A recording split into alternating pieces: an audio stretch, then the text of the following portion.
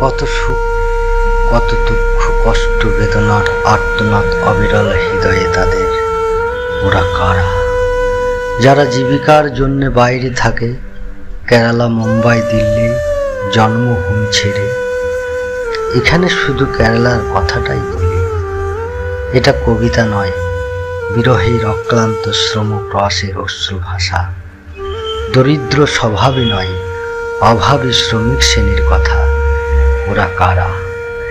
এরা বাইরে যখন আসে, মায়ের চোখ ভেজা কান্না, পিতার বুক ফাটা বেদনা, তার ওপর কাটা ঘাই নুনের ছিটা। বিরহিণীর বুক ভরা বোবা কান্না, বউটার দিকে চোখ রাখা যায় না।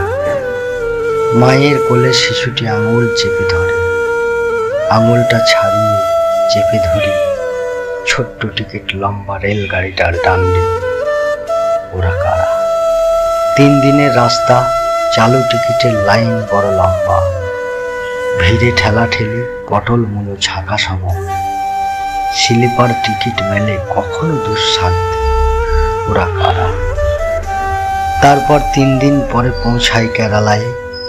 শুকনো মিলান মুখ, তার ওপর কাজ জুটবে কি, তার দুশ্চিন্তায় মগ্ন, মনে ঈশ্বরের আরাধনা। এসেছি ভবিষ্য উদ্দেশ্য নিয়ে, অথবা ঋণের বোঝা মাথায় নিয়ে। ওরা কারা? আগের মতো কাজের বাজার ভালো নয়, মজুরি যাহাই হোক, অল্প মালয়াম শব্দে বস পানিউন্ড, অর্থাৎ কাজ আছে। ওরা কারা? তারপর হাড় ভাঙা ক্লান্ত পরিশ্রম যতদিন থাকবে, তাও আবার কাজ হলে হয়। ওরা কারা? বাংলার মা মাটি মানুষ। মমতা, তুমি কতটা জানো এদের কথা, এদের হৃদয়ের ব্যথা, দরিদ্রের ক্ষুধা জ্বালা? ওরা কারা?